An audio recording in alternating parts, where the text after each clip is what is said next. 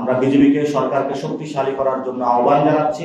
পশ্চিমবঙ্গে অনেকগুলা shelter home তৈরি করা হয়েছে, যেখানে ইলেকশনের পূর্বেই বাংলাদেশি পরিচয়ে, মুসলিম পরিচয়ে অনেক মানুষকে ভোটার তালিকা থেকে বাদ দেওয়া হয়েছে।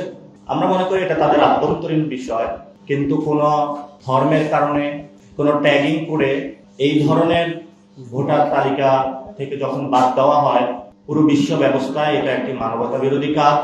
এবং সেই পরিস্থিতির পরে যখন ওইখানে বিজেপি ক্ষমতায় আসলো, এরপরে তারা শেল্টার হোম তৈরি করলো, সেখানে বাংলাদেশি ট্যাগিং দিয়ে পরিচয়ে অনেক নিরীহ মানুষকে তারা সেখানে গ্রেফতার করে নিয়ে যাচ্ছে। আমরা মনে করি যে কোনো কারণে, ধর্মের কারণে, বর্ণের কারণে অথবা কোনো পরিচয়ের কারণে কারো উপরে এই ধরনের জুলুম, নির্যাতন, এটা আন্তর্জাতিক আইনের লঙ্ঘন, হিউম্যান রাইটসের লঙ্ঘন। সেই জায়গা থেকে আমরা মনে করি প্রত্যেকটা দেশ জনগণের প্রতি, মানুষের প্রতি দায়িত্ববোধের জায়গা থেকে এখন কর্মকাণ্ড যেগুলো তারা করছে তারা সরে আসবে। দ্বিতীয়ত যে বিষয়টি, তারা সীমান্তে কাঁটাতারে বেড়া নির্মাণের উদ্যোগ নিয়েছে এবং তারা যদি তাদের জমিতে নির্মাণ করে সেটা তাদের বিষয়, এই বিষয়ে স্বরাষ্ট্রমন্ত্রী ব্যাখ্যা দিয়েছেন, তাদের আভ্যন্তরীণ বিষয়। আমাদের জায়গা থেকে আমরা মনে করি কাঁটাতার কোনো একটি দেশের বিষয় না, বা সীমানা কোনো একটি দেশের বিষয় না। সীমান্ত, কাঁটাতার, প্রাণ, প্রকৃতি, নদী, এগুলো একটি আন্তর্জাতিক বিষয়। সেই জায়গা থেকে আমরা মনে করি বাইলেটারাল যে ইস্যুগুলো আছে, বাংলাদেশ, ভারত একসাথে বসে কাঁটাতারের যে বেড়া নির্মাণ সে বিষয়ে কথা বলে আমাদের প্রাপ্য জায়গাটা বুঝে, তাদের সিকিউরিটি যে কনসার্ন আছে সেটা কনসিডারেশনে নিয়ে দুই পক্ষেরই একটা পরিস্থিতির মধ্য দিয়ে এই ধরনের সুরাহা করা প্রয়োজন। সেই জায়গা থেকে তাদের যে কেন্দ্রীয় শাসন ব্যবস্থা রয়েছে, আঞ্চলিক যে শাসন ব্যবস্থা রয়েছে, দুইটি শাসন ব্যবস্থায় একসাথে বাংলাদেশকে হুমকি স্বরূপ বিবেচনা করে যেই ধরনের জাতীয় অভিযান বা জাতীয়তাবাদী রাজনীতির জন্ম দিয়েছে তারা, আমরা মনে করি যে সেই জায়গায় দক্ষিণ এশিয়ার শান্তিপূর্ণ বাংলাদেশ কিছুটা হুমকির সম্মুখীন হচ্ছে। আমরা সরকার, রাষ্ট্র সবাইকে এই বিষয়ে দৃষ্টি আকর্ষণ করছি এবং উদ্যোগ নেওয়ার প্রয়োজন করছি। এবং ভারতের যারা জনগণ রয়েছে আমরা তাদেরও প্রতি আহ্বান জানাচ্ছি, বাঙালি মুসলিম থেকে শুরু করে বাঙালি হিন্দু, বাঙালি বৌদ্ধ, বাঙালি খ্রিস্টান, আমরা যতগুলো বর্ণ, জাতিগোষ্ঠী, ধর্মের এখানে মানুষ রয়েছি, আমরা একটি দক্ষিণ এশিয়াকে শান্তিপূর্ণ একটি দেখতে চাই। এবং আমাদের এটাও স্বপ্ন আছে যে আমরা গ্লোবাল সাউথ যে সেটাকে লিডিংও করতে চাই। আমরা সেই সক্ষমতার পরিচয় দিয়েছি আমরা ৭১ সালে, এবং আমরা ভবিষ্যতেও ইনশাল্লাহ দিয়ে যাব।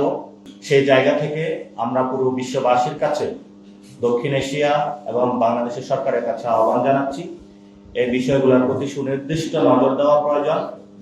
এবং ইন্টারন্যাশনাল যে ডিপ্লোমেসি আছে, সেখানে ট্রেড ডিপ্লোমেসিতে যেইভাবে ইউনূস সরকার সফলতা দেখিয়েছিল, তেমনিভাবে আমাদের সিকিউরিটি কনসার্নের জায়গায় যে ডিপ্লোমেসিগুলো আছে সে বিষয়ে তারা যথাযথ উদ্যোগ নেবে বলে আমরা মনে করি। তারপরে যে বিষয়টি, সেটি হলো আমাদের রাষ্ট্রীয় যে সীমান্ত নিরাপত্তা বাহিনী আছে, বিজিবি, সে বাহিনীকে শক্তিশালীকরণে আমি সীমান্ত ভিজিট করে এসেছি।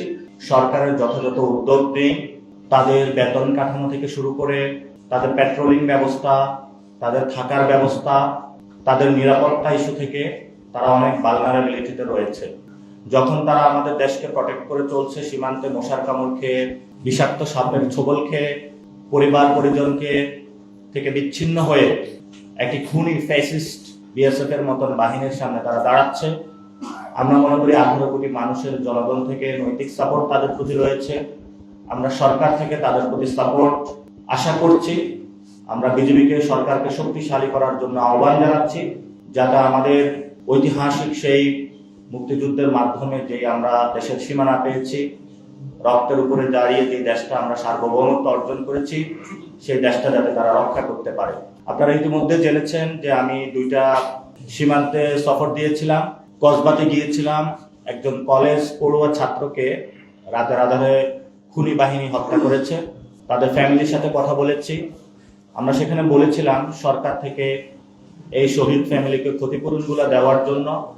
এবং সীমান্তে গিয়ে যেটা আমি দেখেছি, সেখানে মাদকের সয়লাভ, রাস্তায় রাস্তায় ফেন্সিডিলের বোতল পড়ে থাকে, ভারত থেকে অবাধে মাদক বাংলাদেশে ঢুকছে। এবং একই পরিস্থিতি যখন আমরা হাতীবান্ধাতে গিয়েছিলাম, সেখানে দেখেছি যে নদীতে মাছ ধরতে গিয়েছে বাংলাদেশের নাগরিকদেরকে হত্যা করা হয়েছে,